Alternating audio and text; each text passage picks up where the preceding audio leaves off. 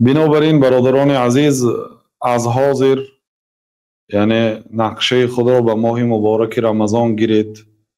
ما صحبت گذشته هم یک اشاره کردیم که کارهای خود را به تنظیم درآورید، یعنی کاری کنید که در ماه مبارک رمضان تراویح خوانده توانید، نمازهایتان را در جماعت خوانده توانید، ساعتهای برای ذکر و عبادت و دعا، 2 ساعت قوت دعا کردن را داشته باشید. بعد نماز عصر اگر تا نماز شام دعا کنید بسیار خوب است.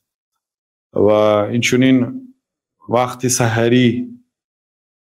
سحری وقت قبول دعا هست، اینچنین وقت داشته باشه برای خواندن کتاب ها. اگر طالب علم باشید و کتاب خوانده توانید، و اگر کتاب خوانده نتوانید برای شنیدن درس ها و صحبت های علمی، خاصتا آیدی احکامی روزه، آیدی احکامی نماز شب رمضان، تراویح و قیام، و آیدی احکام زکات و هر چیزی که متعلق به ماه مبارک رمضان است کوشش کنید و تا قدر امکان یعنی از کارهای دنیوی دست کشید.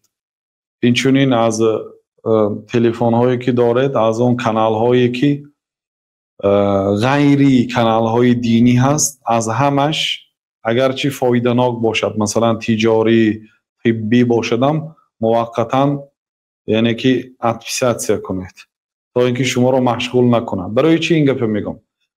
حالی عملهای دنیا، کارهای دنیا اون طرف استاد، علماهای پیش گذشته حتی حدیث هم نمیخوندیند در رمضان. در رمضان فقط به قرآن مشغول میشدند. حدیثی جناب رسول الله صلی الله علیه و سلم نمیخوندن اقلا، مانند امام مالک.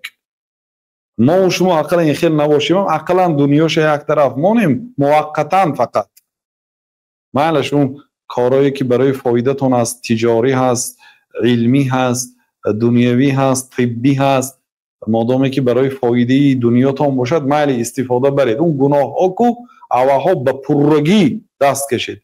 اگر شما دست نکشید شما توبه نکردگی حساب. برای اون که شما از اون کانال ها اگر ادپسیاسیا نکنید، نوارهاش به پیش چشمتون در ماه رمضان برآمده میگیرد. بعضی کانال ها، بعضی برنامه هایی که برای شما فایده آور نیست، مطلقا از تلفناتون حذف کنید و دلیت کنید.